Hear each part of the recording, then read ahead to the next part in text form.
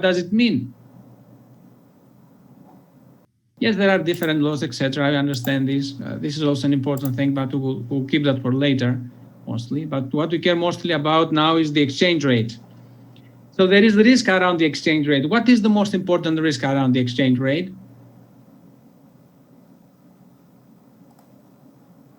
Right, so the exchange rate impacts costs. It also can affect potential stock prices, some people say, but try to be more clear here. Why is it the risk? Why the exchange rate constitutes a risk for the firm?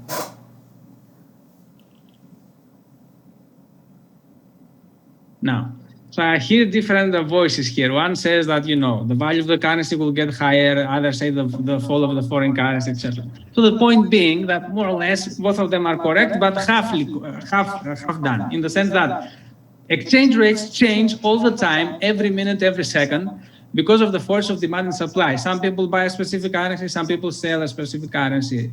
Given the amount of people that are doing this sets the prices against different currencies around the world.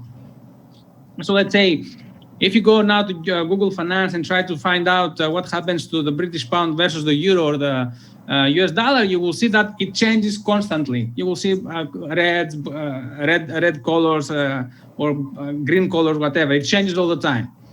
So that's the most important problem when participating in international trade. It is the fact that foreign exchange risk differs all the time. It's very volatile. Of course, what we know is that historically, some currencies are stronger than others. So prior to the euro, the Deutsche Mark was a very strong currency. The US dollar was a very strong currency. The Swiss franc was a very strong currency, still is a strong currency. Nowadays, of course, we have the euro, the pound, the US dollar, etc.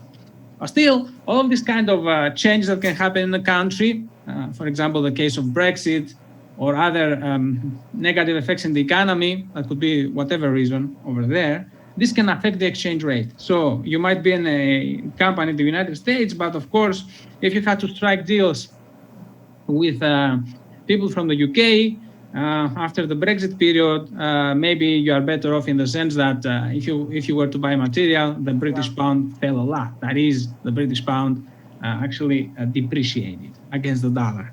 Back in the day, it was 1.6. Now it's 1.3 or something like this. It has been even lower, closer to the period of Brexit. So what does this mean for the firm? This means that for a firm, it is important, the manager of the firm or any team that's relevant to this kind of changes, that deals with the changes of exchange risks, they need to have a specific plan in order to deal with it.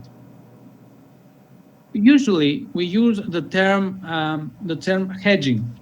Hedging is a very general term, and what does practically mean? What it means is that for any deal that you have to do in the future, or you have already signed a deal for now, you need to have in mind a potential another potential deal or deals, more than one, so that any gains or losses that we are making now can be totally offset exactly by the other deals.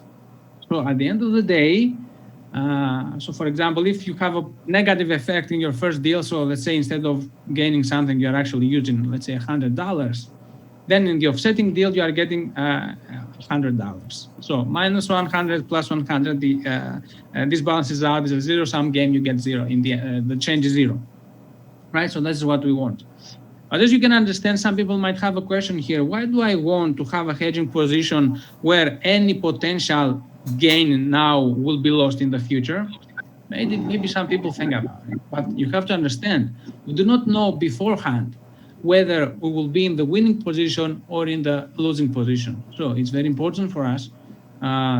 If we are risk-averse individuals, and most people and most firms tend to be risk-averse, they try to not be shocked by any effect. I have someone who's actually having his microphone out and can hear my voice twice, so please try to close that one. Now, prior to going to finding measures to deal with the different kinds of international risk, we need to understand the three main families of international risks that we have, types of exposure, as we call them.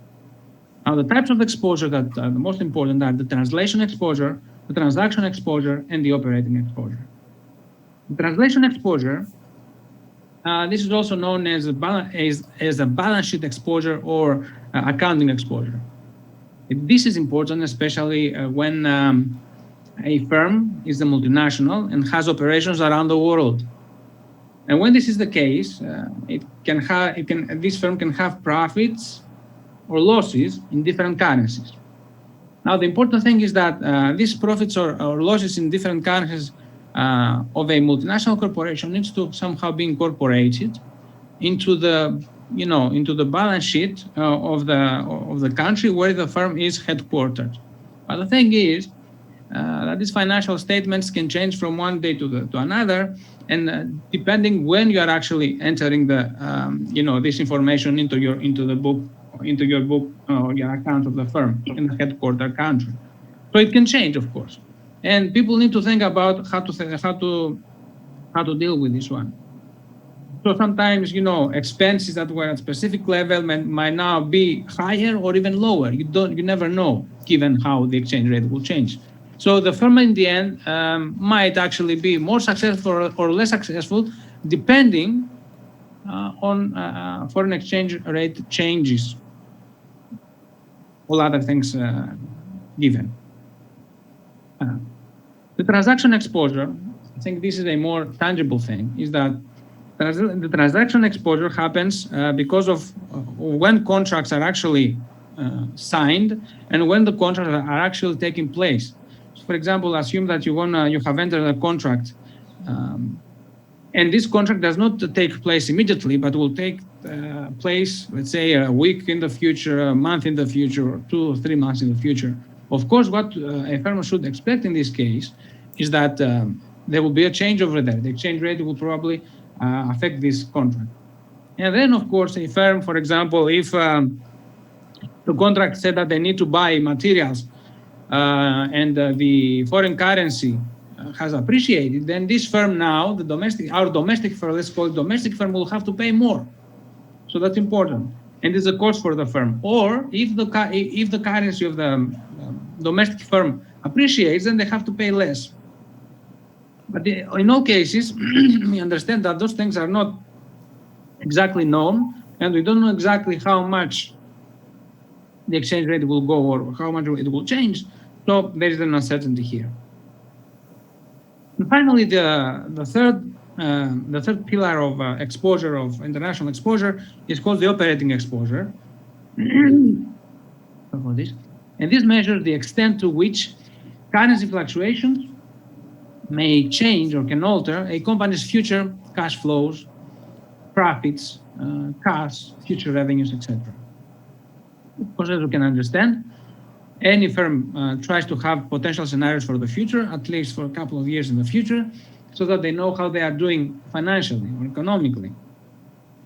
If operating exposure plays a role here, and of course it plays, especially if a firm is very, it's participating a lot in the international arena, then of course this will matter a lot for a firm's well-being in the future.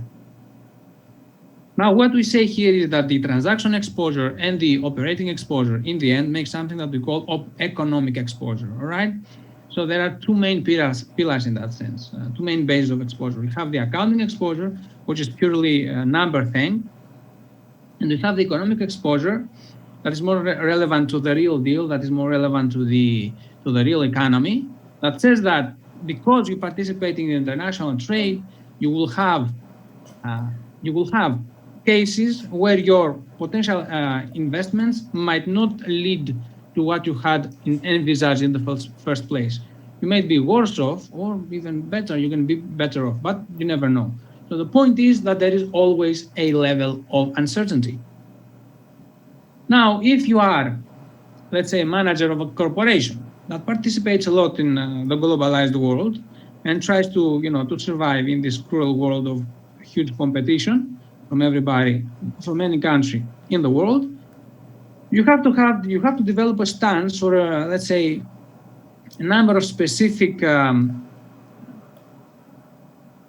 processes which you use in a way so that you can help yourself. So The first thing that you try to do is that you try to develop exposure management strategies. You have started, you know that you are participating in international trade, you know that you might face potential competition from other countries, especially from countries where their currency is quite depreciated, or it doesn't have its fundamental value, because usually the value of the currency is it reflects the potency of the economy. Pretty much the same thing as the shares here in the stock exchange. But if for some reason it has been done in the past, and it's even happening nowadays, some countries have chosen to have their currency depreciated or being less appreciated, or not having actual value, and they want to do this because they want to help their their producers. So the thing is that as a manager, you have to consider those things, and you have to study each economy that you are participating in and more, so that you know what to do in case something changes over there.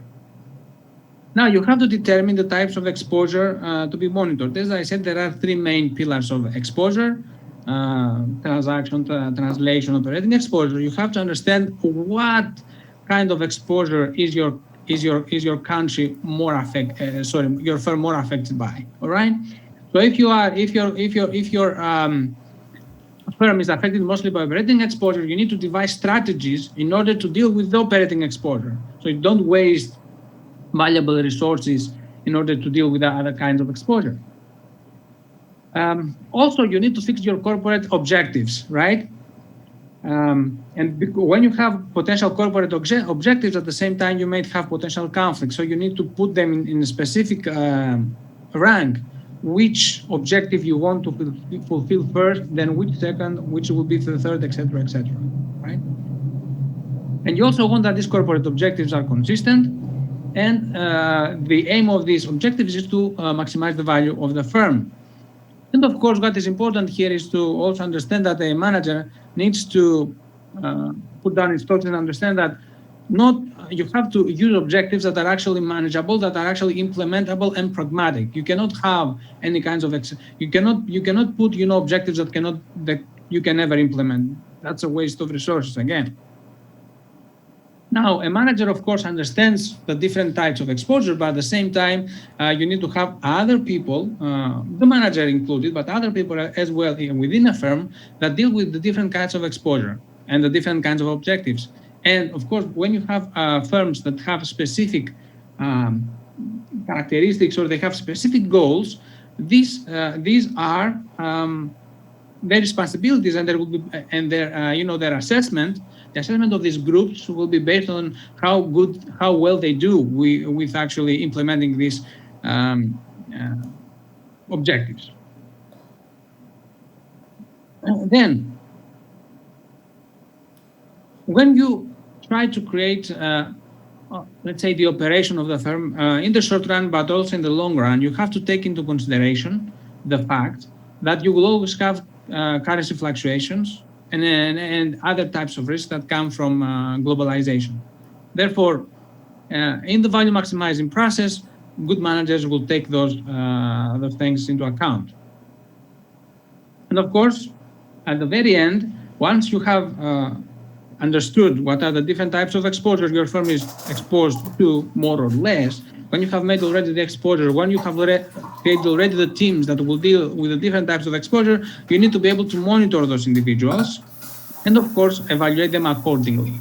These are the most important things in terms of actually designing a plan in order to deal with international risk. Now, so what are the objectives of the manager? If we wanted to have, let's say, in mathematical terms here, you want to maximize the profit of the firm, right? The profits of the firm. But at the same time, you have a number of constraints. What are these constraints? These constraints are the translation exposure, transaction exposure, operating exposure.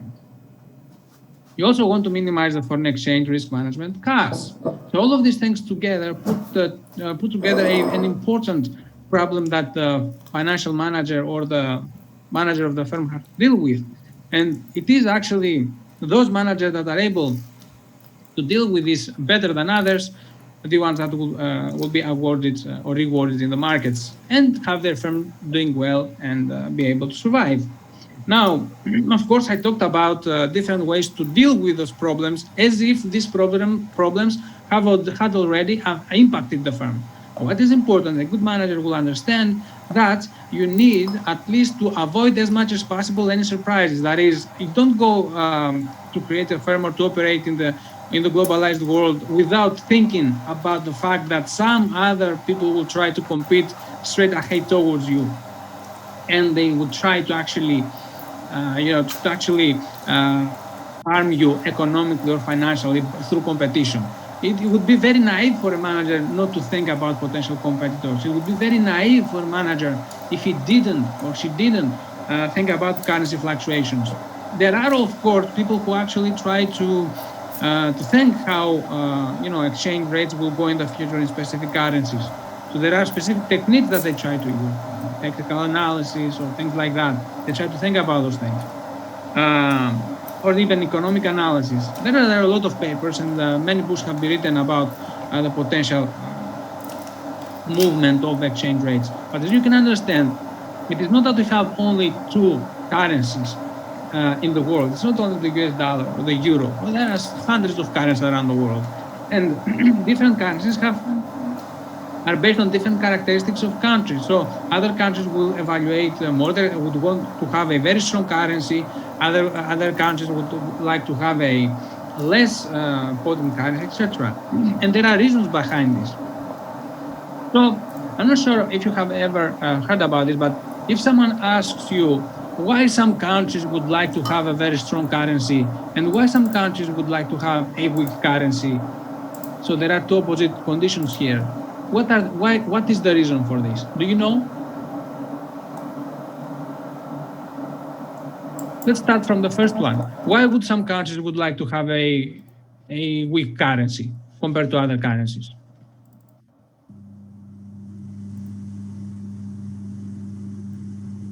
Any idea?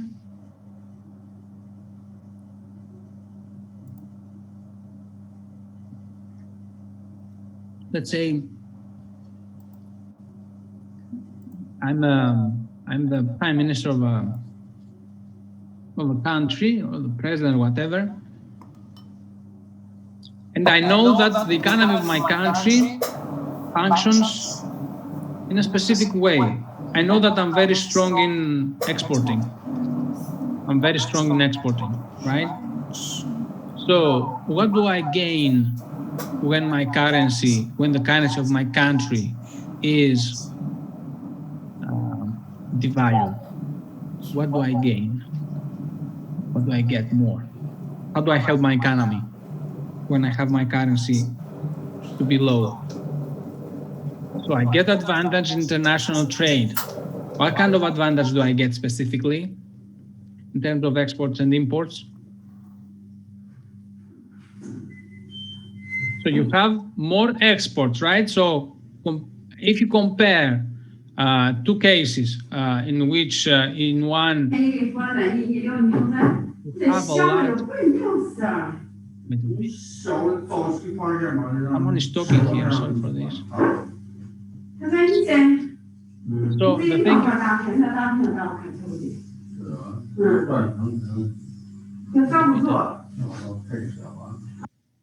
So what happens here is that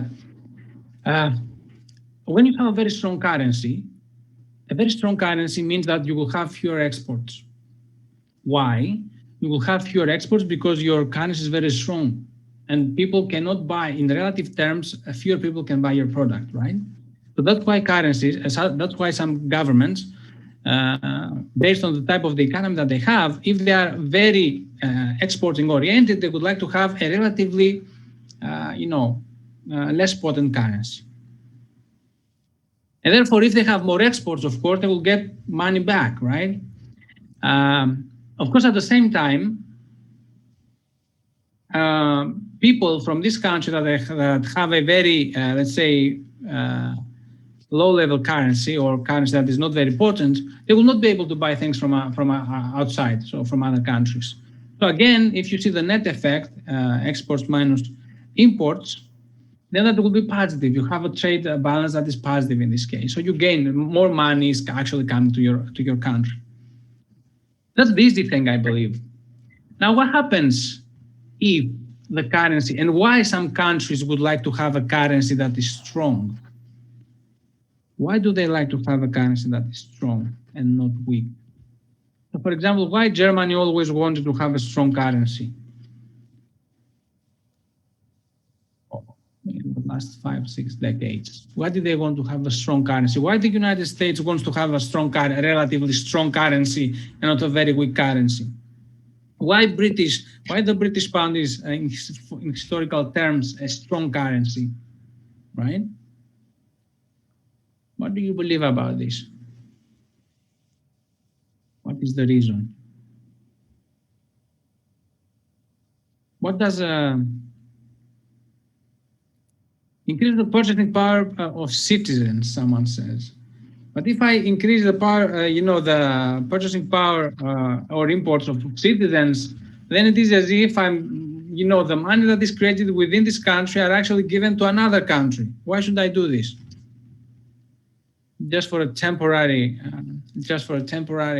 let's say, well-being of consumers, which in fact might be totally fake in the long run.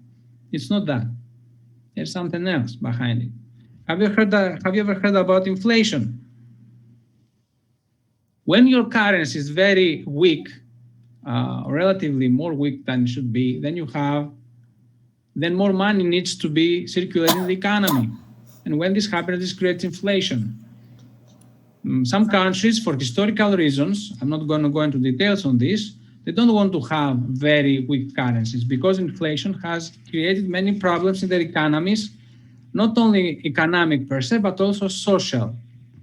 If you see the history of the currencies, you will find out about this. So there are different reasons why some countries would like to have very strong currencies, while others would like to have less potent currencies. Now, in the specifics, how can we actually manage translation exposure? There are a couple of methods that we can use here. For example, one thing that we could do is to adjust fund flows. Another thing that we could do is to use forward contracts. What are forward contracts? This is the most usual thing that is used. This is practically a customizable derivative. It's a contract practically between two parties. Could be more parties, but usually two parties, to buy or sell an asset at a pre-specified time, a pre-specified value at a specific point in time in the future. So, for example, you are a car company and you want to import steel from another country that uses another currency, and you said, okay, I would buy that amount of steel, so much tonnage of steel with this price. But you know that the exchange rate changes, and you don't know whether at the end you will be better off or worse off. So you say to this other company that, okay, let's have a contract. I would need to have this. I will need to buy steel from you, but I will pay you this specific price at that point in the future. Okay, and this is how forward contracts work. Why do you do this? Because with the forward contract, once it's signed, must be done. So you cannot have an option outside of it. You have to do it. So with the entire translation exposure the translation exposure can be eliminated by selling the amount of translation exposure forward.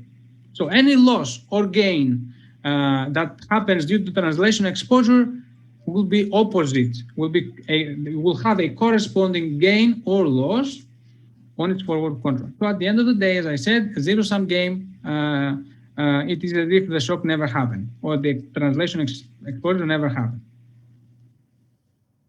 Now, the thing is that usually you need to have a financial intermediary here who participates in who makes the contract or can pay you in case that there is an effect over there, an actual effect. So if in the contract that you make or in the deal that you make, you get exactly the same amount as you have decided in the first place, then the financial intermediary or who say that no monies are owed to the financial intermediary, nothing happens over there.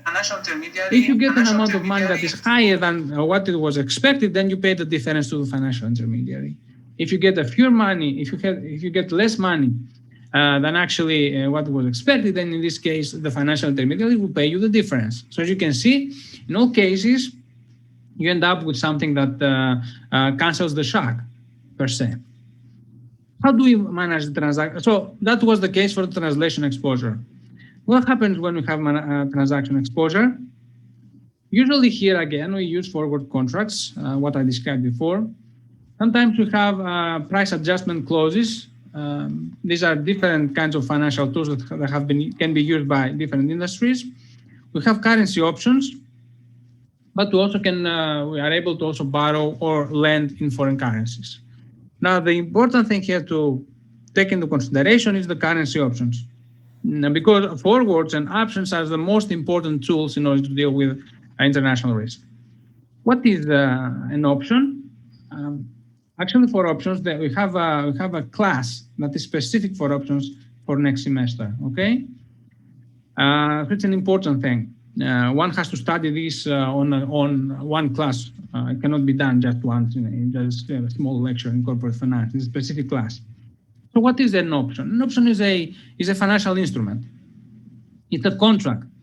Now, this contract offers the buyer the option or the opportunity, that's why it's called an option, right? To buy or sell an underlying asset, right? But what is the difference between the option and the forward contract? The difference is that the option, the holder of the option is not required to buy or sell the asset if they choose not to do so. Now, they will be able to, to trigger the option if the option is in money, as we say. It gives them positive outcome. If not, they will not trigger the option. So you have the call options. This allows the holder, to buy the assets at the stated price within a specific time frame, and you have the opposite of it, which is the put option, where you actually have to sell the asset, or you can choose to sell the asset at the stated price at a specific period of time. So this is the options, but the options are quite complicated thing in the end. We cannot say more about that now. Now for the operating exposure, which it has information within mostly about the economy and the real deal that is in the markets. Things are a bit more complicated. Why?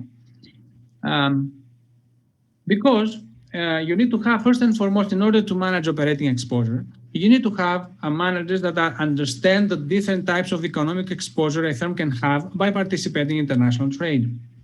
That is, you need to have managers that know how to ensure profitability for a firm in the short run, but most importantly, the long run. That is, an investment should be a positive NPV in the future. These managers must be able to create anticipatory, as we call it, or proactive rather than reactive strategic alternatives. That is, I should not expect something just happening and then take measures, but I need to know that something will happen. Therefore, I have already taken the necessary measures that will be triggered in my company if the effect or the shock affects my economy sometime in the future. So I'm already prepared. This is what it means. Now, another strategy that can happen here is the market selection, right? So, for example, to give you a striking example here, prior to the introduction of euro in the European Union, some countries had strong currencies, such as the German Deutsch, and some countries had relatively weak currencies, especially in the southern of Europe. So, Italian lira, the drachma of Greece, the peso in Spain, or the other one in Portugal. Generally, the south, or even the franc was not that strong as a currency. So these countries have differences over there in terms of the potency and their ability to export different products. Of course, Germany was very strong still then, although they had a very strong currency, because they had products of very high quality, and people valued and consumers valued these high quality products. The thing is that after the introduction of euro, the euro with the passage of time became, in terms of its potency, it was close to the Deutsche Mark. That is, was strong currency. A strong currency from one day to another created some problems to the countries of the south, to the southern European countries, because now their products became relatively more competitive, just not by the, because they became less competitive, not because something changed in the production process, but just because they had to be sold in a country that was stronger now. So the market selection matters. if these corporations wanted, or these firms, even smaller firms most of the time, family firms, wanted to be able to survive in this new status quo, they had to actually try to defer either on where their market was, that is, if, for example, their products were meant to be sold mostly, or a specific amount of their products was to be sold in countries where its citizens didn't have a lot of purchasing power. Now, if they wanted to stay in business, they had to actually might be able to create products that are of higher quality, so that even with a higher currency, even with a higher currency, they would be able to sell these products to people that had the ability to buy them. That was not very successful, actually. It was a big issue why many economies on the Southern Europe had big problems there. Then there is the pricing strategy. I think this is also convoluted in what I told you before. The pricing strategy emphasizes two important things. Do you want to have a market share as a corporation, or do you want to have a profit margin? Now, we say that the greater the elasticity of demand, the greater the incentive to hold down price and thereby expand sales and revenues happens. What does a price elasticity of demand mean? So when we have a high price elasticity, and that's very important in economics, you have to understand that it means that even a relatively small price change in a product happens, then this will have a relatively high change in the quantity demanded. So let's say that the elasticity of demand is higher than 1. It is negative number usually, in most of the case, depending on the product. But let's assume that this is more than -1, right? Or in absolute terms, more than 1. It means that, let's say, if your product, if the price of your product increases by $1 or €1, then this would mean that the quantity demanded will decrease much more than that. And that's important for producers, because even smaller changes in price can affect a lot how much they can sell to other people. So therefore, they can lose a lot of market share. Now, if you have a lot of, say, economies of scale, that is, you are a big corporation, you have different practices over there, and you have actually excelled in different practices to reduce the cost of your products, then you can play the game of actually trying to margin, and to go to the profit margin strategy. That is, you can, if you try to find what is the premium or what is the difference between the price a product is sold and the marginal cost of this product, if you have economies of scale, then it's very likely that you can play the game, so-called Bertrand competition, as we say in industrial organization, whereby you are able to even be successful, at least in the long run, in the short run, even when your price is very close to the marginal cost, all right? But not all firms are able to do this. You need to have economies of scale. So a good manager would need to understand what is the elasticity of demand of his products. Now, as for the product strategy, this is another thing that can be done. These are decisions about new products, or product-like decisions and product innovation. So depending on what kind of competition you might face, you might need to totally change the products that you are making. So as I said in the previous lecture, from making cell phones like Nokia to making equipment for phones or for networks. Or you might need to actually invest a lot of money in innovation so that you create products that are of higher quality. And as we say in industrial organization, when you have products of higher quality, quality could be a signal that the product differentiates. For example,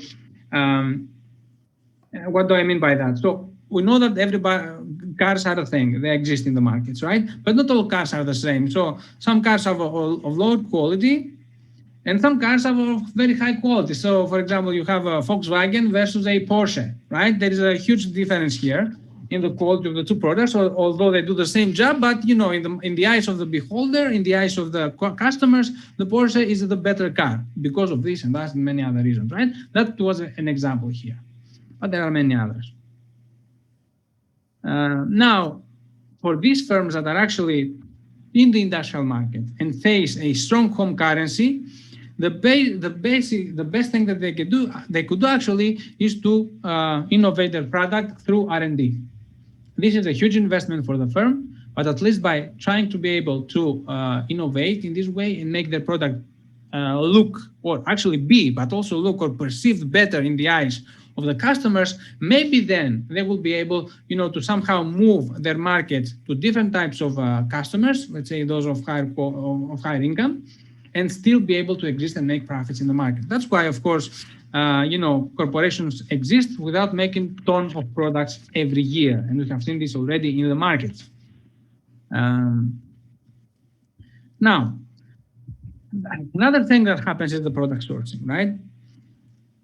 Multinational corporations do not operate only in one country. They might have plants in other countries around the world. Sometimes what they do is, instead of producing the product within their country, that is where their headquarters is located, they produce their product in other countries around the world. So Nike, for example, or is an American corporation, but if you buy some products from Nike, shoes or whatever, you will see that it says that it's produced in another country, usually different from the United States. They do this because they want to have a lower cost, to use the lower cost of other countries. So usually what happens is that they create the innovation within where the country is actually located, in the United States, but the production per se happens in another country. And then this is distributed around the world. But this is, of course, something that can happen easily for corporations that are multinationals and they have plants, or they have acquired companies around the world. That's easy for them. Sometimes this is not possible for corporations that are very small and they do not have any other plants around the world. So what do? In order to stay in the market, they either have to totally change their product, make a new product where they actually can find the market, or the market is not perfectly competitive. That is, if they go there, they will not get zero profits. That's one thing. If they are not able to do this, they need to think whether they can continue in the market. Another thing that they could do is to totally move their production from one country to the other. That is, if their country uses a lot of let's say human capital, but human capital of lower quality that does not require high payment, they might need to go to countries where the cost of workers is relatively smaller, and so on and so forth. So these kind of things that can happen for firms. Finally, I would like to talk about the swaps. We have two types of swaps: the foreign exchange swaps and the interest rate swaps.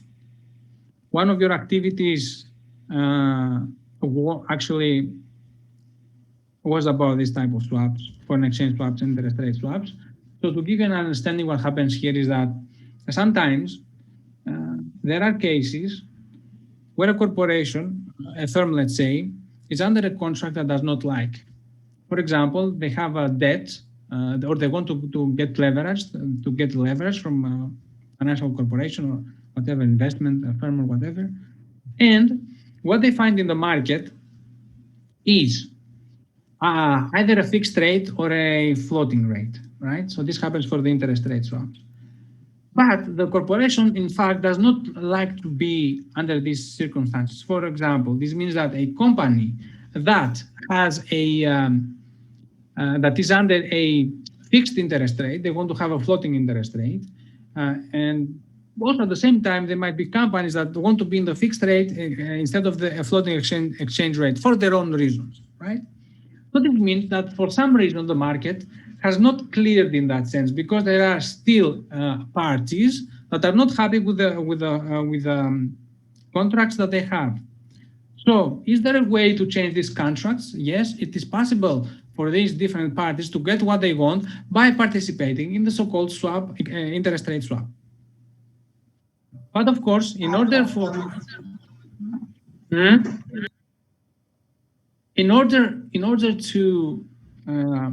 the swap to take place, one thing we need to understand is that you need to have someone, a third party, usually a financial intermediary, a bank usually, that understands that there are different people on the on the market that would like to have different contracts. So this financial intermediary knows this and then tries to bring these two parties together.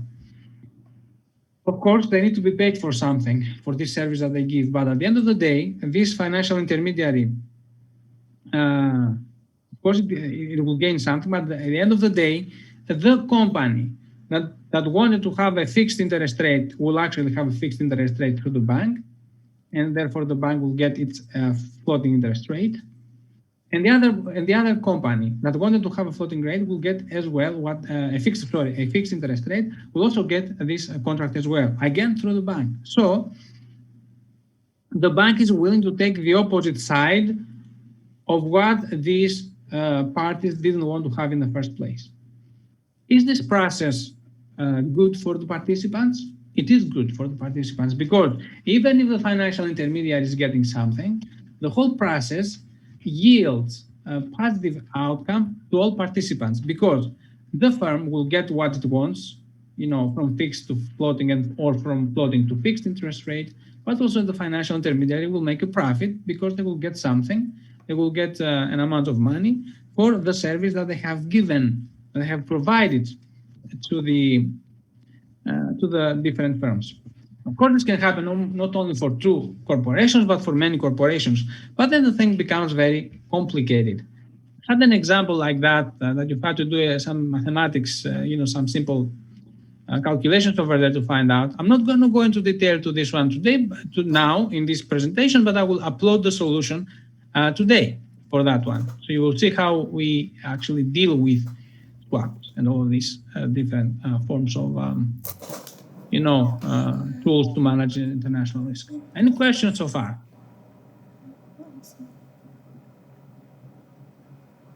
All right. So if there are no questions, I'll go to the journal. The journal article. So the paper for today was titled "Risk Management with Supply Contracts," and this is a paper written by Heitor Almeida, Christina Watson-Hawkins, and Williams here. It was a paper published at the RFS in 2017. Well, let's see what it is about. Right. So as you might have already understood so far, the word hedging is a bit of an abstract word. It might mean many things. And this is what actually this paper also says in its introduction. They say, from the theoretical literature, the word hedging is very abstract, right? And we have already have discussed, forward contracts, swaps, or options, whatever. But this paper tries to think about something else. They say, is it possible to think that purchase obligations is another form, is another tool to deal with international risk? What is the PO? A PO, or purchase obligation, we'll call it PO throughout these slides now, is a non-cancelable contract with suppliers for materials or services. What is important to think about it? Because we have to think, in most models, we assume that firms are an entity that create everything on their own. That is, they have the raw materials, they have the idea, the process of making the different components of the product until they create the final product. But in reality, this is not the case, right? Long are the days when a firm produced everything. Now, the materials to produce a final product might come from different suppliers. As I said before in the example with the cars, you might have a Volkswagen being made in the end, but the plastics in the Volkswagen or the steel in the Volkswagen or whatever, all other materials, electronics, do not come always from Volkswagen, but from other parts of the world. So therefore, there are suppliers, different supplying companies, until you have your final product produced. Now, that's important. The purchase obligations are relevant to suppliers, to different suppliers in the economy. The purchase obligations is the thing that happens in the United States, and they usually have a horizon for up to 3 years. These are usually fixed provisions, and in that sense, you can consider them as a forward contract. We can say that on average, the properties are similar to those of tradable derivatives. Now the thing is that an APO is a executory contract, meaning that both parties have not yet performed their duties. So at some point they will need to perform their duties. This agreement is actually binding one, is a binding one, because the customer is supposed to buy a fixed or minimum quantity at a fixed minimum or variable price from a supplier.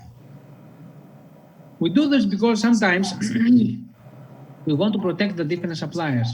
We don't want, for example, the firm that comes after the supplier to actually change its mind and therefore create problems to the supplier that has already made the product and has already wasted resources for this product, all right?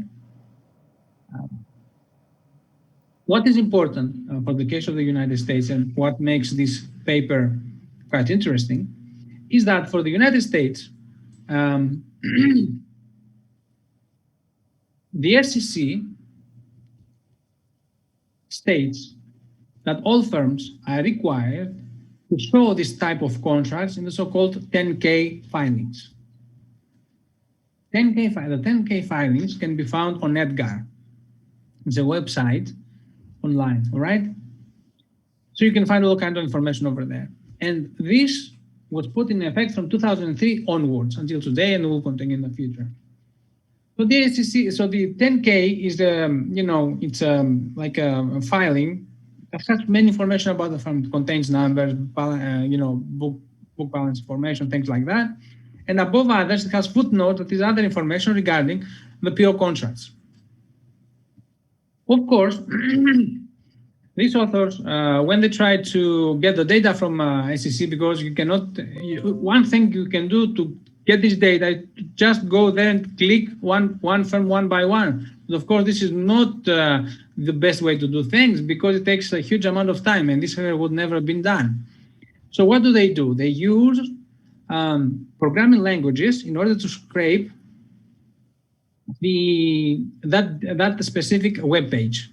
So they use Perl programming language, which is made for this kind of job. Nowadays, people use Python as well.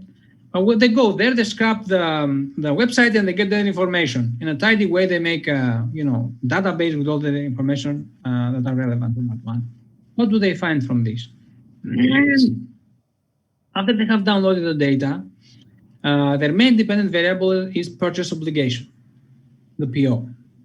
This is a dichotomous variable that is an indicator dummy, takes value 0 or 1.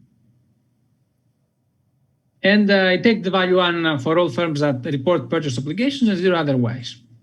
Now, if one sees their data for the period of time they have used, 20% of firms are actually using POs, which means that the 20% is a big number. It's important. That is an important part of the corporation. It plays a role. Now, apart from the indicator of purchase obligations, the authors are able to measure the aggregate dollar amounts of the purchase obligations. That is, they have a specific monetary unit over there. And they scale this variable either by assets or by the cost of goods sold, the COGS as we call here. So this is the amount, aggregate contractual dollar amount from T+1 to T+6, 5 years after the, within a period of 5 years. Aggregate the whole amount, scaled by the total assets or the cost of goods sold. This kind of information, COGS and the total assets, are usually present in CompuStat or any other database that has this type of accounting information. Now, right, so they have their main control, they have their main dependent variable. They need to know now the control variable they are about to use. And what do they use? They use market leverage and its square. Sometimes, although we study linear models, sometimes the effect might not be linear. Therefore, that's why we have square terms or cubic terms. They also use a firm salary intensity, sales of the firm, cash holdings, trade credit. This is actually measured through the accounts payable, capital expenditures, and firm size. Do you understand what trade credit is?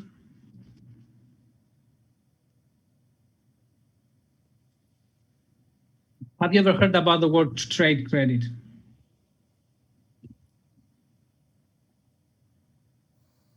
So you have heard about bank credit, right? When banks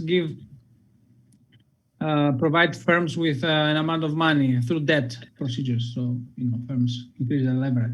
But do you know is there any other way for firms to be better off, maybe in the short run, by the help of any other firms within supply chain? Maybe it means when you don't pay your suppliers for a long period of time, and it means trade credit. Correct. Thanks for the Andre. This is what it is actually, and it's important. And now that we have the COVID case and the pandemic, there are some new papers written about the role of trade credit during the pandemic. It's important now not to push so much suppliers or different firms to pay you right away because they cannot. So in order, to have a better future, all of us need to help each other. Pretty much, this is what these papers tell us nowadays. Okay, so these are the main control variables that are used in this paper. Now, an important component of this paper is the fact that the use of purchase obligations is not the same. Not the same because there are different bargaining powers and settlement risk in different corporations. Usually, to study the bargaining power of different firms at the industry level, that's why it was a thing from industrial organization first, is that we use something that's called the Hirschman-Herfindahl Index, HHI. Mayhap some of you have already heard about this measure.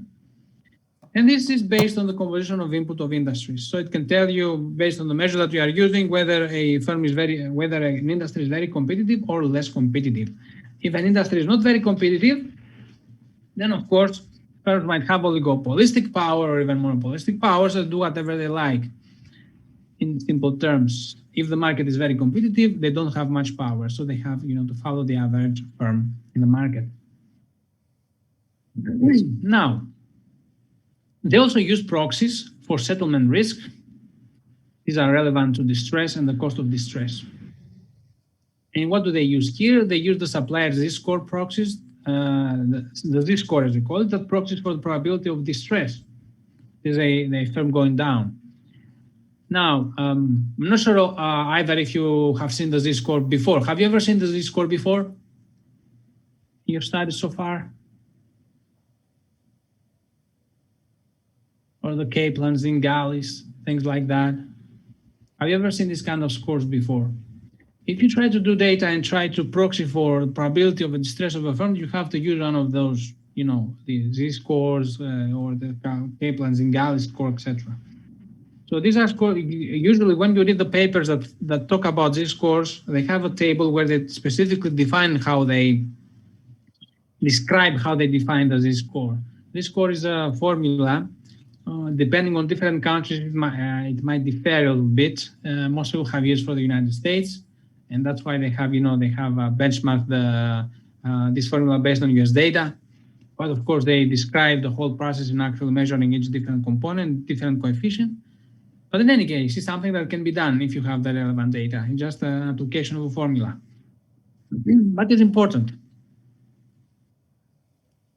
Now, in order to capture a firm's cost, they use a supplier's tangibility.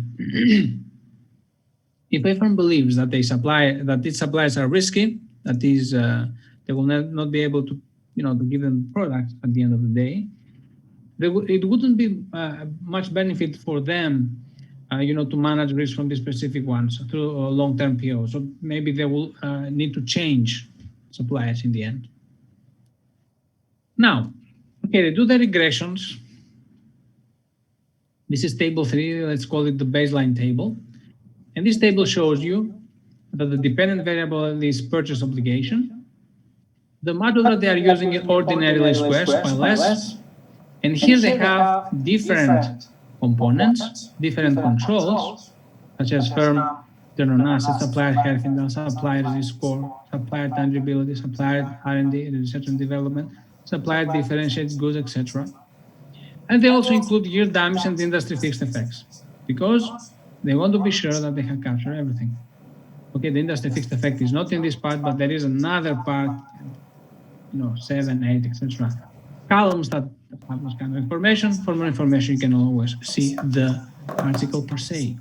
Now, as you can see, from all of these variables, all of them, well, let me ask you, do you see any variables here, controls being statistically significant?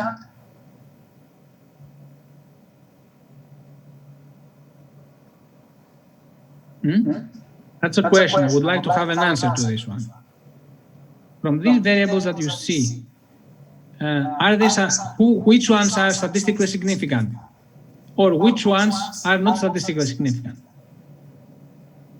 Can you please tell me?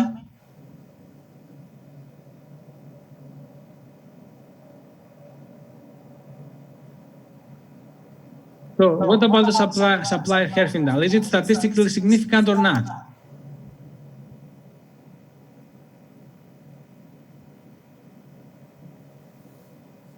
Significant or not?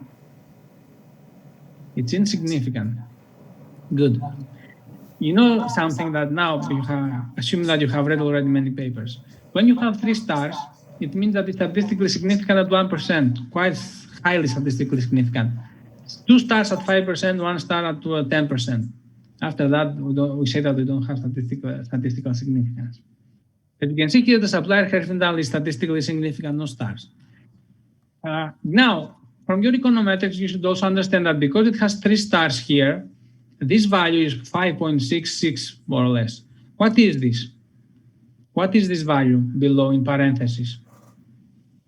Is it a standard error, p-value, or t-stat? What is this? This value here in all of them. Standard error. Are you sure about this? Eubin is right. It's a t-statistic. A standard error being that high, it would mean that if you have the coefficient here, the beta hat, divided by this, that would give, if this was the standard error, that would give you the t-value. But the t-value would be very small here. If the t-value is less than 1.66, 65 pretty much, is insignificant at even 10%. So be careful with those things. Usually in finance papers though, what you see here in the parentheses is the t-statistic. Now, given that you had already 3 stars, this should have told you, this should have made you understand that this is indeed t-statistic. In economics, it's different. They use standard error. Or in other sciences. In some other sciences, they even use p-value. So be sure to understand that. As long as you see stars, it's fine. Sometimes they do not even use stars nowadays, the American Economic Review. Just the coefficient and the standard error. You have to make it yourself, this kind of division, to understand whether this is statistically significant or not. All right, so this is the thing. The supplier Herfindahl is statistically significant. The other coefficients are statistically significant and strongly statistically significant. The variable that is dependent in this model is purchase obligation, and they mostly use it here as a dichotomous variable, as a dummy or indicator, takes value 0 or 1.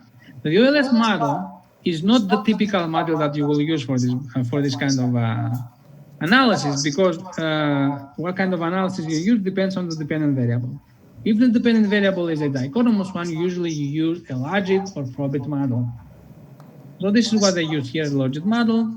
You know, they have the standard controls over here. They put other controls for the firm, such as leverage squared, cash, sales, all this kind of information that we described before. And they try to see whether any of these controls that they had before is still strong. And as you can see, when you use many fixed effects, especially and other controls for the firm, a lot of statistical significance is lost. The only one that stays strong is the high supplier z-score. So when a firm, when the supplier has very higher probability of being distressed, this means that purchase obligations are higher. Okay? All in all. Right, so the findings. By and large, the results are in tandem with what one expects from theory. What are those? Bargaining power, proxied by firm profitability, lower settlement risk, proxied via z-score and supplier tangibility, hold-up corners proxied by supplier ND and supplier differentiated goods, all are correlated with purchase obligations, right? So all of them are correlated.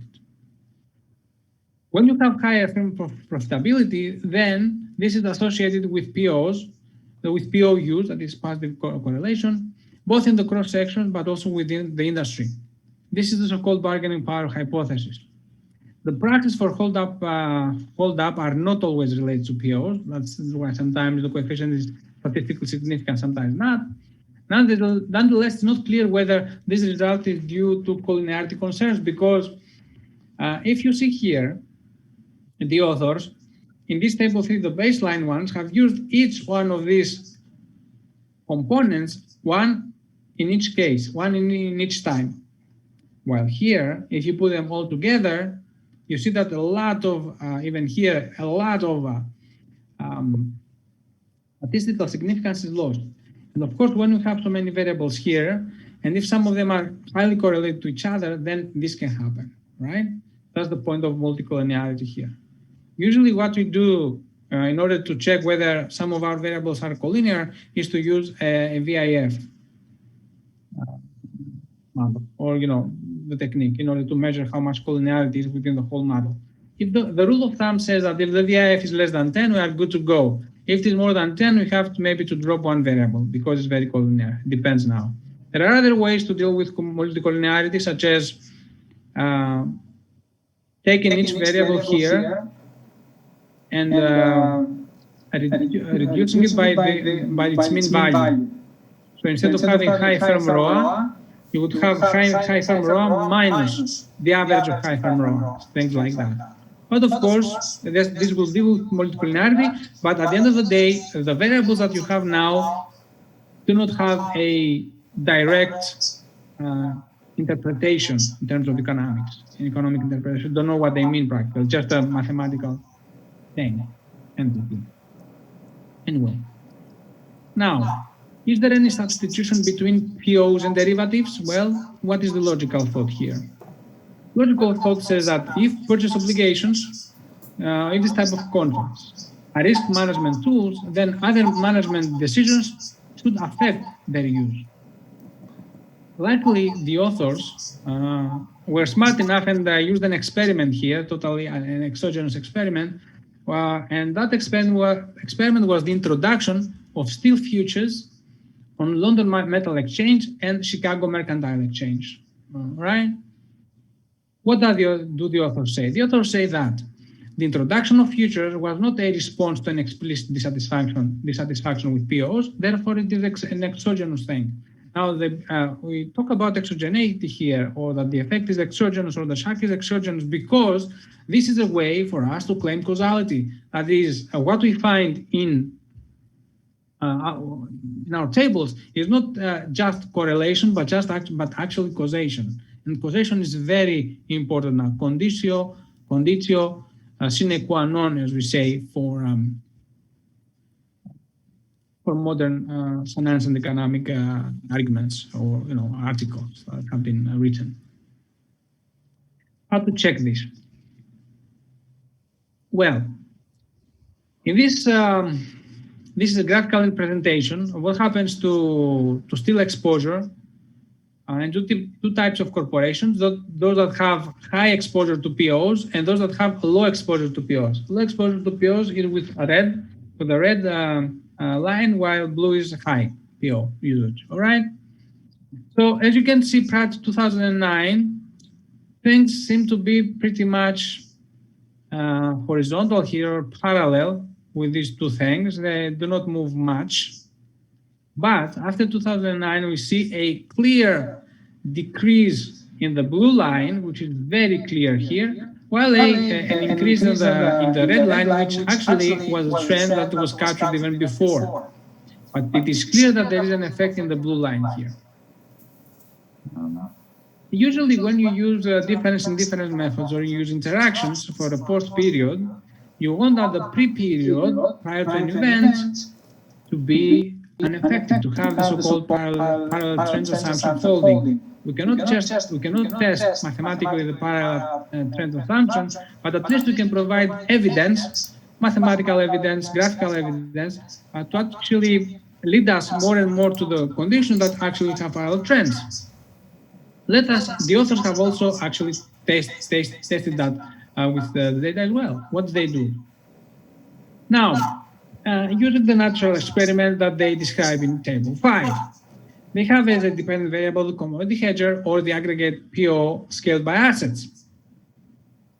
Now, what they find is that so what we care about here is the introduction of still exposure, right? This is the interaction term with futures available. As you can see here, this effect on the decrease of POs scaled to assets is clear in columns 4, 5, and 6, where you see that the interaction term between futures available and still exposure is negative and statistically significant, 5% level in the worst case. Right? So it's important. Even the data, not only the graph, but also the data have shown that indeed we have an effect here. So what do the authors say? I'm taking verbatim from what they say. They say, consistent with the expectations, the interaction coefficient shows the introduction of still futures is associated with an increased likelihood of financial hedging for firms with still exposure. This is the positive effect here. Okay, the positive coefficient. The results also show that after exposure, scaled aggregate POs are lower. This is the negative. This is the negative coefficient that we find interaction term. According to the previous conjecture, if POs weren't a risk management tool, then the interaction term should have been statistically significant. This is not the case. Therefore, it is important to say that POs are actually a tool to deal with risk. Now, this paper has other tests, placebo tests, and several other robustness tests, in which all of them actually what you find is that the main story that this paper tries to sell, it actually holds. All right, the story holds. Any questions for the paper? So this is how usually we deal with papers, and try to understand them.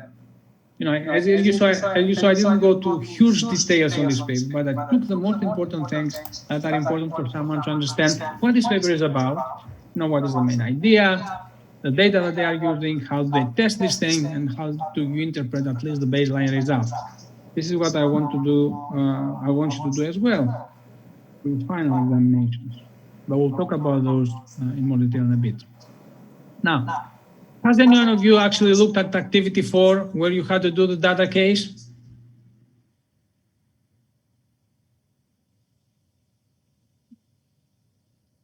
Or actually try to look what it is about? Okay, I'm going to show you some stuff that I have. Stop sharing this one, trying to share the other one. Wait a bit. Where is it? My data. Okay. Can you see this file? Can you see this? This data? Okay, good. Have you ever seen Stata before? Have you seen this program before, Stata? Okay, that's good. Because I think many of you will actually use this in the end. So what is this exercise about, right?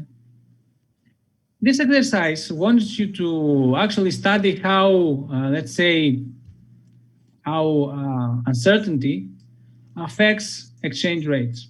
And I told you to go to different sites.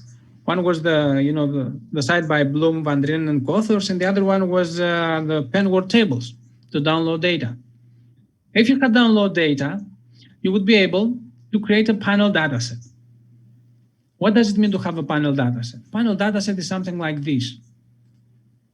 Can you see this table now? These numbers? Can you see the numbers? Okay. So you can see now that I have different columns: country code, country, year, RGDPO, HC. You can see those things, right? But I'm not sure what you can see. That's why I'm asking you. And I need to be sure you can see those things. Okay, you see them. Right, so then I ask you to do the analysis for a number of different countries. We could use many countries here, but I wanted you to do the most simple thing. Because it was just an exercise for you to get, if you are not familiarized with Stata, to get a little bit more familiarized with Stata and try to study something that is relevant to today's activity, today's material. This is the managing of international risk. Now, the XR here, this column, which I have highlighted, is the exchange rate. And this is the exchange rate for different years for Australia, Brazil, Canada, France, Germany, Italy, Spain, Great Britain, the United States of America, for these different countries. And the period that I have used here is from 2000 to 2017, ergo I have used 18 points per country, 18 observations per country. How can I check this? So how many different countries do I have? I have these countries, right? So these different countries over here, and I have these different, how many frequencies, how many observations I have in each country. It is, I have 6 or 7, how many? I have 9 different countries, and all of them give me 162 observations. All right, that's important. In this exercise, I have also told you to use a number of different controls. So if XR will be our dependent variable, the average uncertainty will be our main control variable, main regressor, will be our average uncertainty. And we will need to have a number of different control variables, such as the GDP per capita of a country, or a weighted version of our GDP, human capital, and this control here. Now, or maybe this was another dependent variable for the second part. So the thing is, this is a panel analysis because you have a country, you have countries having different values for the different variables every different year. In order to have a panel in Stata, you need to have this format. You need to plug the data in this specific format. So you have the different countries, the different years. So Australia, all of these years, the different years. You do the same for other countries, etc. All of them plugged together. After you have done this and you have put the data in this way, now you are able to do your analysis. Let me go to take out some other stuff here. Now, the first exercise that you had to do here was this. I'm closing this one now. I'm closing the data. And I'm trying to run a regression, right? A very simple regression, pooled OLS. How can I do this? I can do this by either entering the command here, when my dependent variables XR, my independent variables, main control variables, average uncertainty. I have used also 2 other controls, HC and RGDPO. Human capital and GDP per capita weights, maybe. So I need to see if there is an effect here, right? So this is an OLS regression, a pooled version, the very simplest things that can exist without any other controls. What do I see here? If I go and see the results, I find out that, but actually I'm going to ask you, is the effect, the coefficient of average uncertainty, statistically significant or not?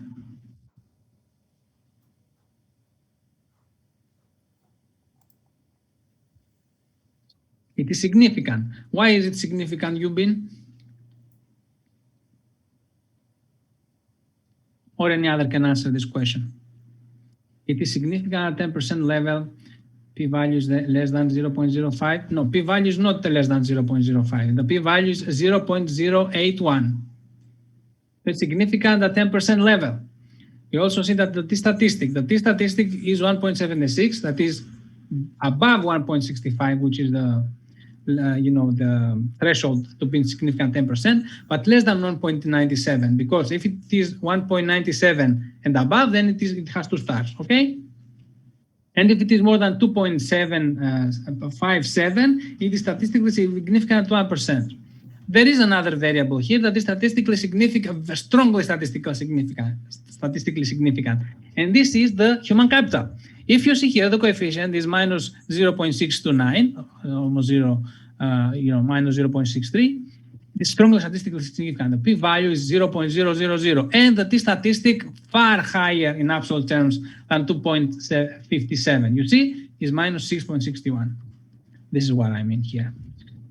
Right, so we have seen that it seems that the average uncertainty increases the exchange rate, and the HC is actually decreasing it in this very simple exercise of pooled OLS. Right, but is this model a good model to actually study the effect here? What do you believe? Is this enough? Why is not enough? What else is needed?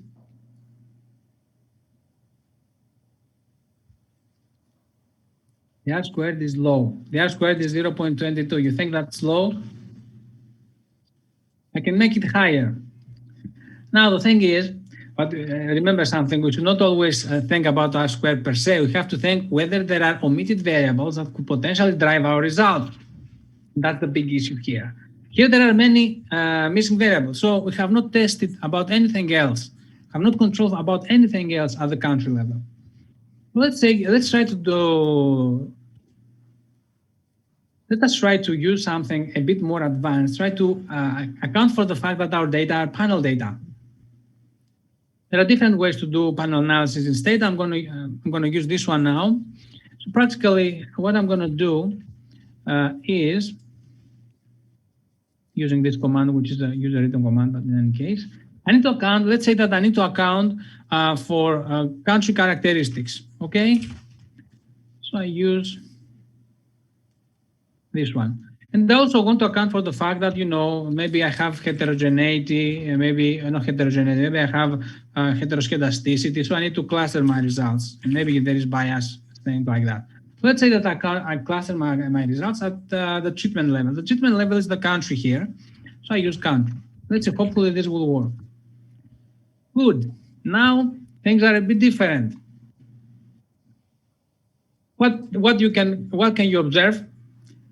What you can observe here is that the R squared and adjusted R squared are very high, more than 80%. But of course, this is to be expected because now we have more control variables to include all the different 9 countries. As you can see, different countries. And this has increased a lot. Now, with the inclusion of country fixed effects, none of our variables is statistically significant. Pay attention to this. That is, if you had someone or a referee or whatever, someone who reads your essay and you do this kind of analysis and tells you, oh, but you have not tested for this, and you test for these things and you find nothing, then that's a shameful thing in the sense that, unfortunately, there is no result over there. But what is important to take into consideration here is that the within R square variation is small, is less than 7%, okay? Which means that the results do not change much between different countries. A reason for this could be the type of countries that we have here. As you can see, most of these countries are, we have Spain, Italy, Germany, France, have many European countries that use the euro, right? And generally, we have strong countries, financially strong countries, such as U.S., United Kingdom, other European countries, and Brazil. So maybe that was a reason. If we had the full version of the countries around the world, or as many data that can give us uncertainty, maybe then we could have something that would give us something that is statistically significant. But of course, the point of this exercise was not to see whether there is a result over there or not, but to make you go download the data, clean the data, measure the database, and eventually use a statistical program to do your analysis. You could use this program, Stata, to do your analysis. I'm not sure how many of you have access to Stata, I'm assuming that the school will give you access to data as long as you are students. But if do not have access to this, there are other ways to run an analysis once you have done the data. So if you have the data like this already made, you can save the data. You could use other programs such as R, maybe SAS or something else.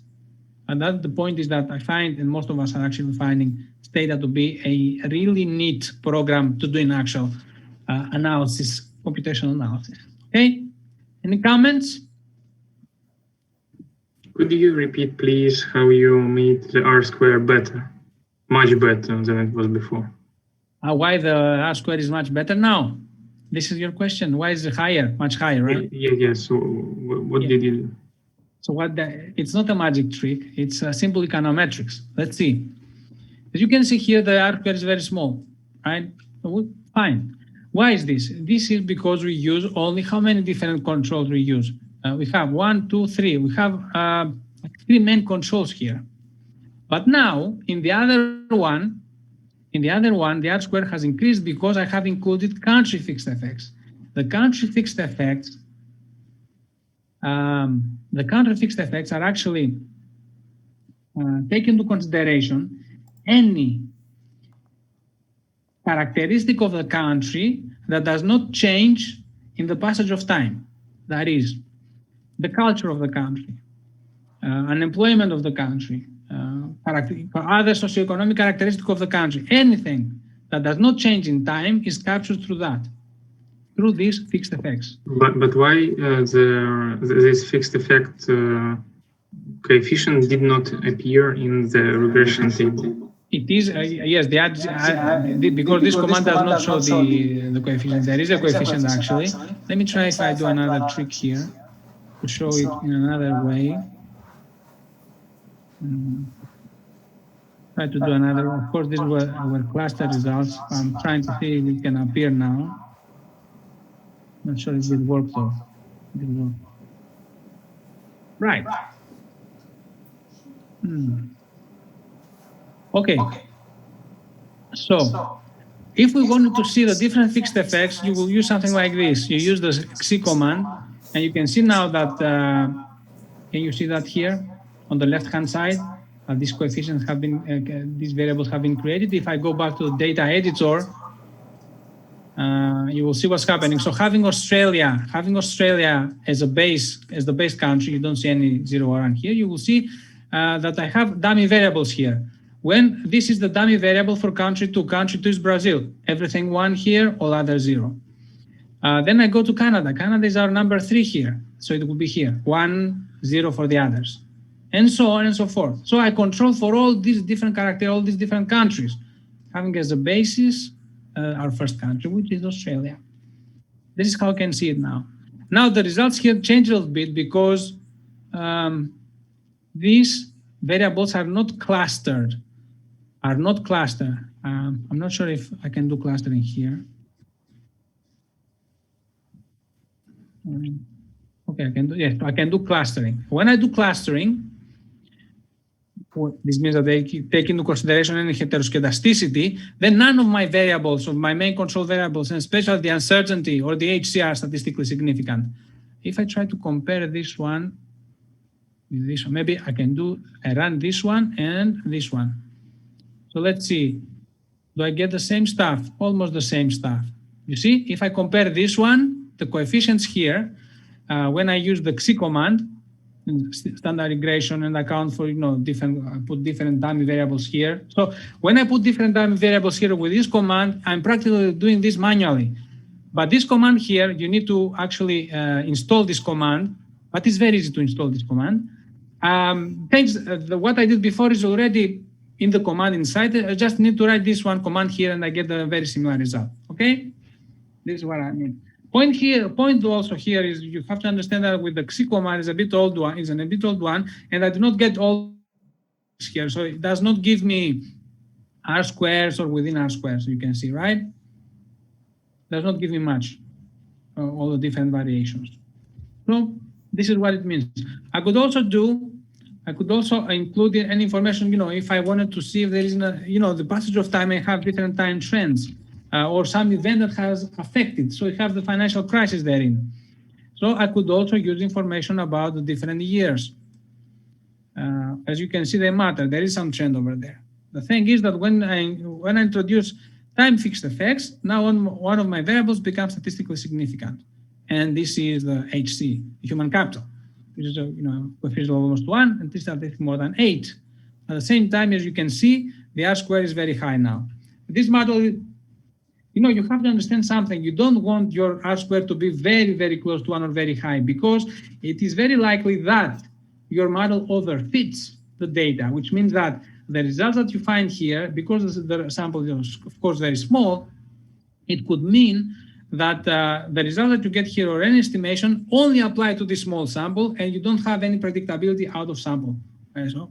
But that's not good for any distant research. Okay, so don't be obsessed so much with the R square being very high or being very low. Right? Any other question? Yes, thank you. Yeah, so let's see. So pretty much this is how you do it, guys. If you have your database, hopefully when you try to think about your different question that you have in mind, you will use data or whatever. You can use R as well. That's no problem, I guess. R is a bit more difficult to deal with, but it's free. That's the point. It's free. But for a basic analysis, you can do stuff. You can make your tables, you can make your summary statistics, things like that. You must have seen some of those things in your econometrics course, right? Am I right about this? Yes, last lecture we just got lecture for fixed effects. Also. Yeah, that's perfect. So pretty much this is it. The fixed effects are important. So it's something that someone will ask you for. So it's good to know how to deal with it.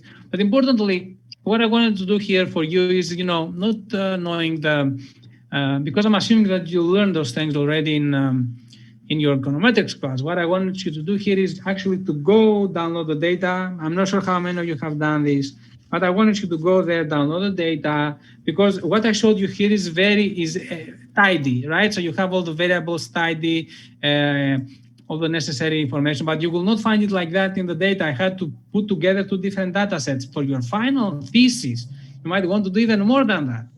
So for example, for my papers, academic papers, I have multiple databases and I have to clean the data to eventually go here and run the analysis. That was something I want you to do. It was like an exercise pretty much. So this is how it works. Any other questions? It seems no other questions. So let's try to stop share. Let's go back to where is this? Okay. Fine. Now let's try no group work. I will not ask you to do this. So let us talk a little bit about your final now. Tell me if you have any questions about your final and try to answer them here. Any question that you might have. Write it or speak out of it. Speak it. Say something. You will have 3 final exercises in the end. All will be essay type questions, like some of those that you have seen in the activities, and you have to choose 2 of them to answer. I'm assuming that you will have, I'm not sure yet, but you will have a maximum number of words that you should write to each one of them. There will be no exercises, computing exercises in the sense that, calculate the WACC, weighted average cost of capital, or the betas or things like that. Do not care about those things. It will be an open type exercise, open type questions. So therefore, we want to see your critical understanding of different problems. Now, the thing is, we'll give you the question. The question can be easily answered when you know the material of the book, of this course. And when I say material, I mean not only the activities that I showed you, but also the different papers that you had in your reading list. So, some of these papers could potentially trigger a question. But of course, in the question, I will not specifically tell you, based on this paper, what do they find and what is your critical approach. I will speak about something general in corporate finance that is, of course, relevant to your to what you have studied here. But then you have to think of which paper of the many that you had in your reading list and we discussed is relevant. And based on this paper, then you have to then you have to answer. And then your answer should be critical, and your answer should have some references. For each question, I would like to see 4 or 5 references. I'm not asking for the crazy 30 references, stuff like that. That was just for your coursework, but for your final, I need to at least have 4 or 5 different references.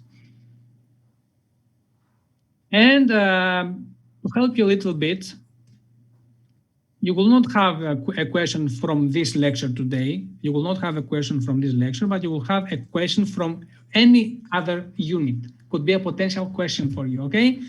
So, but you will not have 2 questions from the same unit, okay? When I say subunit. Don't try, for example, to put everything in one bucket. You will have probably different things. Please.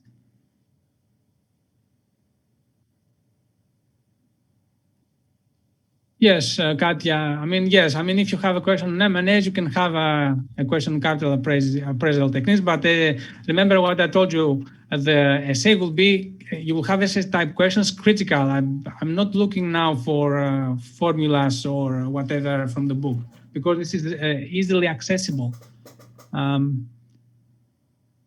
will not be any review class next week. This is the guidance that I'm giving you now. Do we need to do any calculation when you do NSC type questions? Not necessarily. But if you feel that you can use a formula or an equation or a regression from another paper, or what you can think can be good to study from an econometric approach, that is, of course, something that you can add in your final. There will be 24 hours to answer it, yes, but the test is set up so that if a student has read well the material, you will be able to answer it in 90 minutes.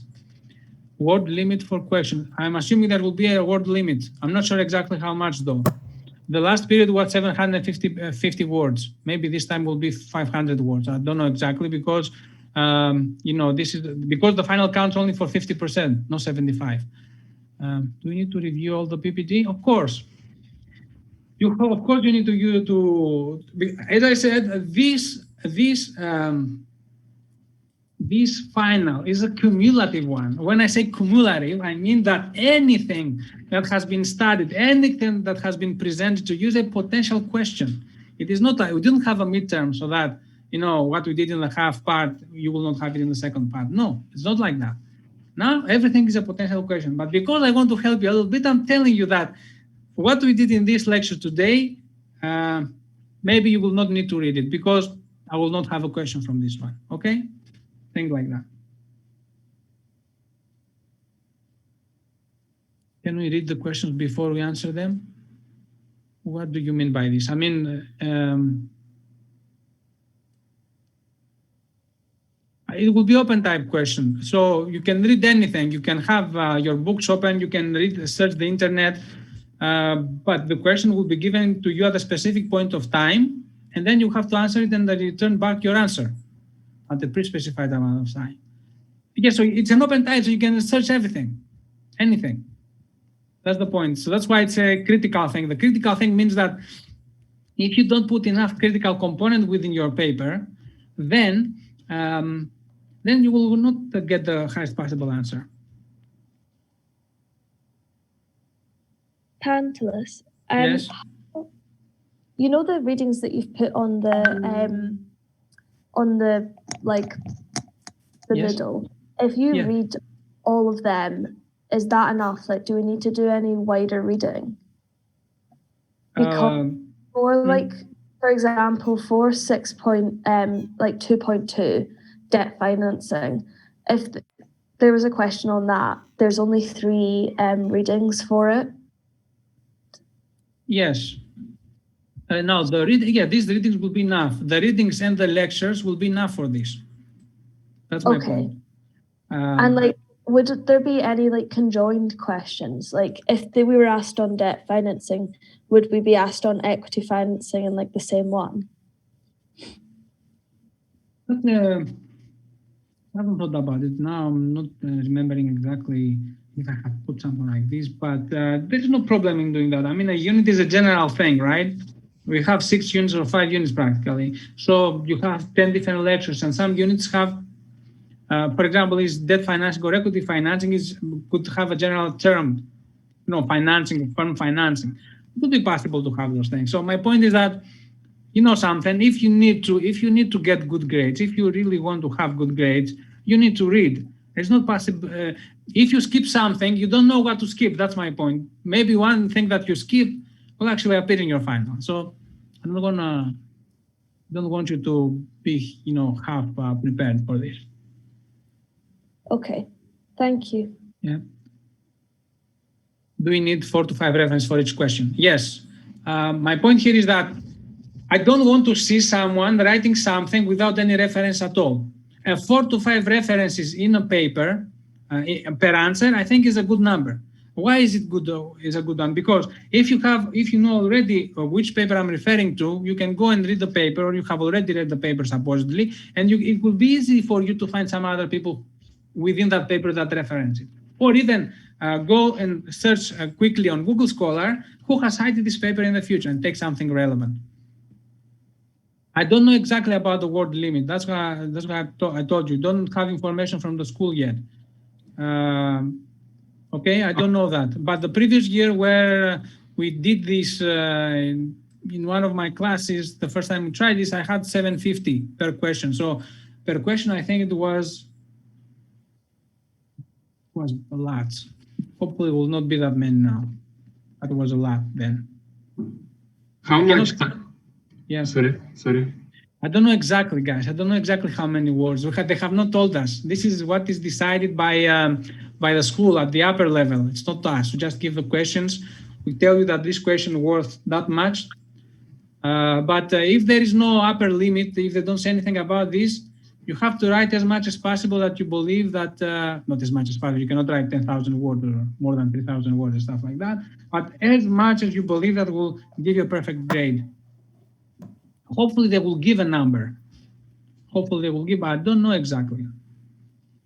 Okay, thank you.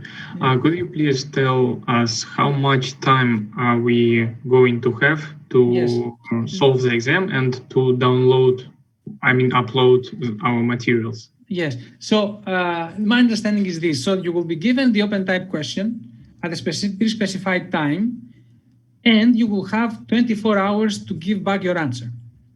The exam is made in a way so that no new material is asked from you. I don't want you to go on the internet and study about something. You already have the material already there. So if you know your material, you must be able in 90 minutes to answer your final. But you can use more time. On average, people get more time, 5 to 6 hours to answer this type of open type questions, because they feel that, if I spend more time, I may have a better answer, write better, and give my argument in a much better way. So that's it. That's what I understand as well. So basically, we will have 5 or 6 hours, but if you know material well, it costs 19, 20 minutes. Yes, you will be able to decide. But you have practically 24 hours to return it back. That's my understanding. So if you want to spend the whole time reading about this, trying to have the perfect, I think you can use even 24 hours, but nobody will do that, I'm sure. What would be the format of the exam? How many questions, any choices of? So as I said again, 3 open type questions. You choose 2 of them to answer. You don't answer all of the 3. You answer only 2 of them. You choose which ones. All of them open type questions. No calculations. As I said, no simple exercises. Practically no exercises that you can go and type and try to find about them on Google and find the solution over there. Okay, that's the point. So that's it. So if you have seen some of the exercises that I have in the activities, some of the activities have exercises where I talk about the general question, right? The general question, but do not say based on a specific paper. This type of question you will have in your final.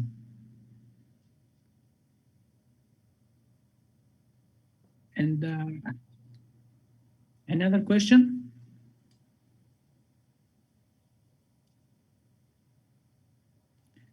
questions regarding the previous exercises that are posted online.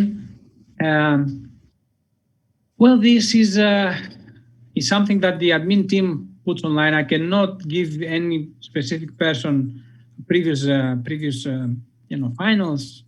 This is something that is discussed above. I cannot do anything about that. So if they don't have it, they must have a reason for not having it. If you have seen the very old type of examples prior to the pandemic, we'll not have exercises like this, okay? Not simple exercises like those, because these were supposed to be done in 2 hours only. Something else? Any other yeah, Professor. So we have 23 hours to answer questions and upload, right? Yeah, about 24 hours. This is my understanding. Yeah, 24 hours. Yeah, thanks. Yeah, the point is that, however, but if you know the material, it shouldn't take you that much. I mean, it's a lot of time. But if you want to use it, you can use it. No problem.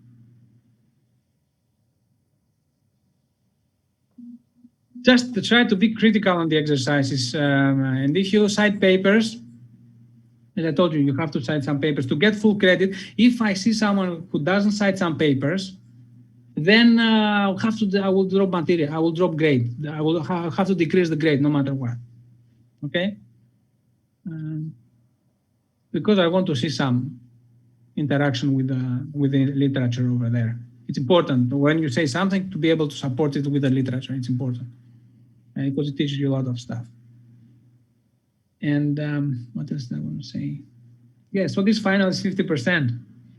So if you have done already well on your coursework, I'm guessing that you will not have big problems with the final in terms of the grade, because usually also in the coursework people tend to put more effort. It's the result is more what you put over there is more refined, so you have put more time on it, and usually the grades are not very low. I mean, you have already seen the grades that I have given you for the previous coursework, right? You must have seen them already. I think they posted them yesterday, if I'm right. Okay. I think most people did well. For those people that didn't do that well, I have put my comments and what needs to be fixed next time. Actually, you should. If we had more time, you should have seen those things much earlier. I had finished the grading since I don't know, first week after you gave you returned these things. Yes, you need references. You need references in the final 4 or 5 per question. It would be a good idea to have references. You can find references, from the material in the reading list. You can find reference from the book, the references that I have given you in other things, or even, any other things that you can find on your own. Are there any other subunits not tested below 6.2? No, this was the last one today. There are no other subunits.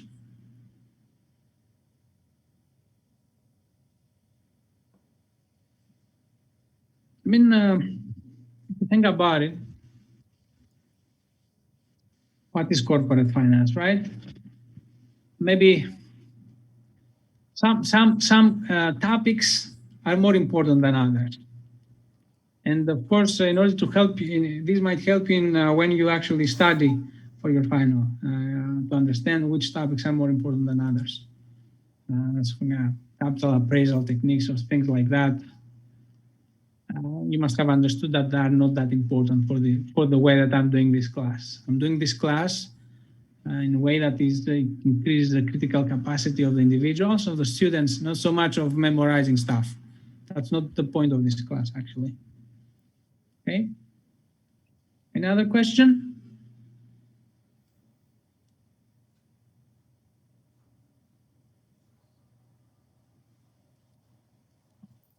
I don't see any other question.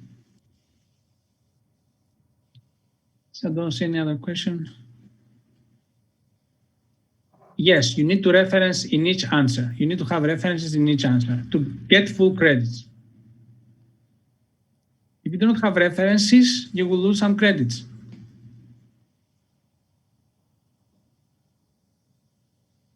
But I believe that I'm not asking you too much. 4 or 5 is a good number for an open type question of 24 hours max. You can easily find those things.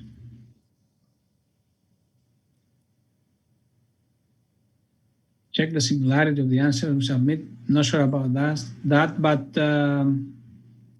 do not copy paste from papers and write your answer.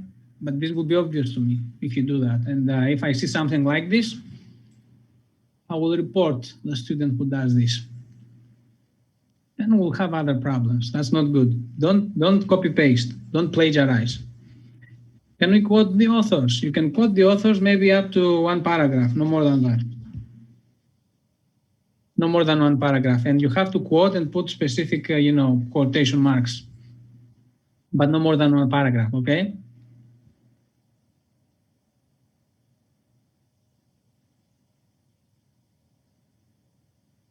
Can you use literature outside the reading list? Yes, you can use, as long as it is relevant. And from, relevant to finance or economics or something like that.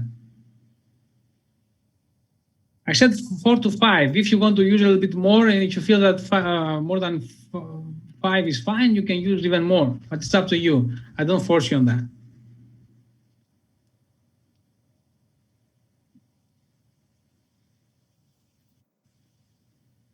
Yes, you should write your own thinking, because as I said, this is I will also check your ability to think critically. And do we need to have a reference list at the, yes, of course, when you reference something, you have to do it properly. You need to have also at the end a section about references. Put the things over there.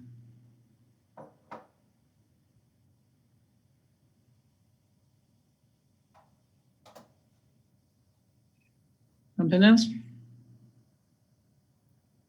Yes, a common reference list. You can put everything at the end, but you have 4 or 5 per question, and then you put at the end about 10 references.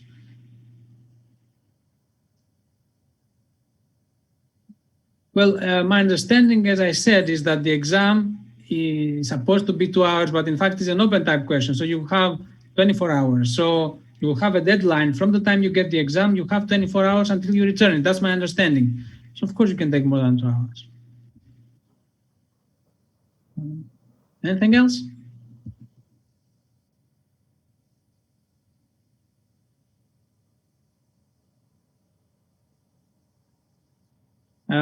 Should you have to use the Harvard reference? Use in terms of your reference style, use author year, and either Harvard or the APA is fine, or Chicago is fine, as long as it's author year. But use the same everywhere. The marking criteria or grading criteria is very simple. First of all, I would like to see that you are able to find the necessary literature that is relevant to your question, that you answer to the question to the point, and that you have your own understanding or you have your own critical thought on the specific matter. This practically matches what I need, and that you are able to explain the economic mechanisms and the incentives clearly. Please do not write your answer in just a big paragraph. I want to see smaller paragraphs so that it's easier for me to read. Okay? I've seen some people using just one big paragraph for everything in your course. That was a big no-no. I said, if possible, 5 to 6 sentences within a paragraph. It's easier for the reader to follow what you read.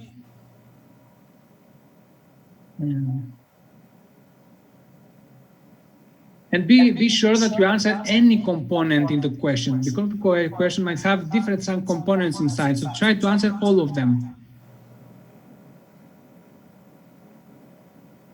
Well, the marking criteria, the first one is that you are able to answer about the specific question asked, that you refer to the literature well, that is, you don't cite papers that are irrelevant, that you have your own critical thought on the matter, that is, you write something on your own where you believe that something is wrong or something is not studied well or something can be improved, but you have to say how and why.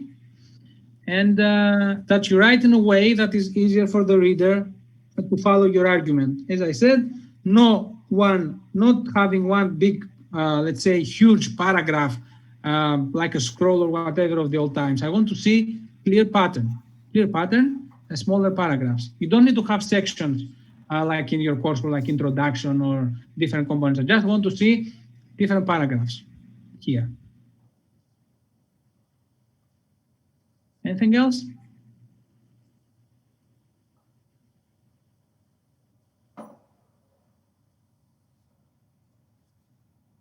Okay. It seems that there is no other question. Good. Of course, I will be also tomorrow for office hours in the morning if you would like to come and ask other questions. In any case, I will upload all of this material today, plus the other material for the other activities that you had. It was a pleasure to have this class with you. I hope you learned a lot from corporate finance, and I also hope that you developed your skills in order to understand how to read papers critically, understood how to write properly in terms of academic writing. I think all of this will help you a lot in your future and your thesis, but also the other classes that you have to take for the second semester. I'm sure that you will have a more critical eye, or your brain will act more critically when you think about the different topics that you will see from now on.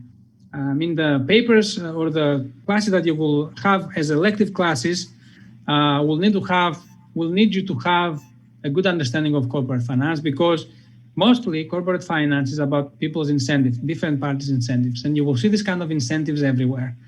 This is how you do economic models, how you write economic models and find equilibria. Okay. All right. So thank you very much. Stay safe and good luck in your final examinations. Have a good day. Bye.